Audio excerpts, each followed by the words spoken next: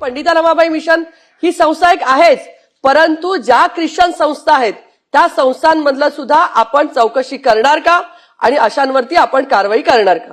सभापती महोदय, सरसकट सगळ्या संस्थांवर चौकशी किंवा कारवाई करण्याची आवश्यकता नाही. कुठल्याही धर्मियांना आपल्या संस्था चालवण्याचा अधिकार आहे.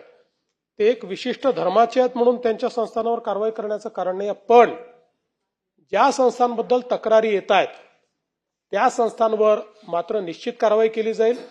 आणि कारवाई करत असताना मी ताईंच्या लक्षात आणून देतो की आपल्याला तक्रार आल्यानंतर त्याची चौकशी करावी लागते. चौकशी करून त्यांना आपल्याला सुनावणी द्यावी लागते आणि त्या सुनावणीच्या अंती अशा प्रकारची आपल्याला त्या ठिकाणी कारवाई करता येते.